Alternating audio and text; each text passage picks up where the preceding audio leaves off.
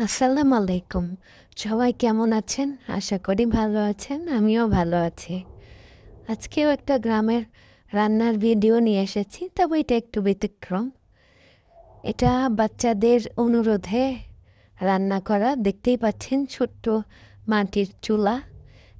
আমাদের গ্রামে বলে বাচ্চারা যে রান্নাটা করে চড়ুই ভাতি। একেক গ্রামে একেক ভাষা। কোন গ্রামে কোন ভাষা আমি তো জানি না, আমাদেরটা বললাম। আপনাদেরটাই মানে আপনাদের গ্রামে কোনটা বলা হয় সেটা আমাকে কমেন্ট করে জানাবেন।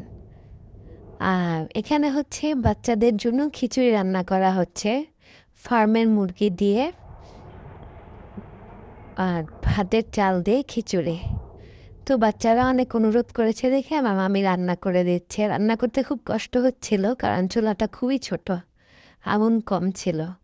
তারপরেও বাচ্চাদের খুশির জন্য আমার মামি অনেক কষ্ট করে এগুলো রান্না করেছে।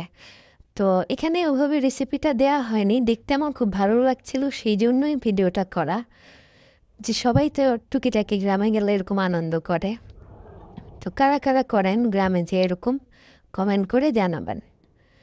আর আমার ভিডিওটা ভালো লাগলে একটা লাইক আর শেয়ার করে দিন। আর এই রেসিপিটা ভালো মতো যদি দেখার ইচ্ছা হয় তাহলে আমাকে কমেন্টে জানাবেন, আমি দেখিয়ে দেব। এই তো আবার মাংসটা রান্না হয়ে গেছে, এখন খিচুড়ি বসিয়ে দেওয়া হচ্ছে।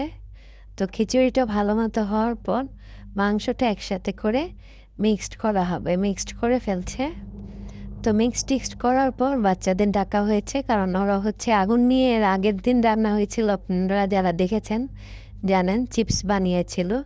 তো ওই দিন অনেক ঝামেলা করেছিল, এই জন্য রান্না শেষে ওদের ডাকা হয়েছিল। তো সবাই খুব এক্সাইটেড। তারা বলছিল গ্রামের এখানে যেভাবে সবাই খায় সেভাবে খাবে, কলা পাতায় করে তারা হচ্ছে খিচুড়িটা খাবে। তো আমরা তাদের মনের ইচ্ছা পূরণ করেছি, যে কলা পাতাই তাদের খাবার দেওয়া হয়েছে।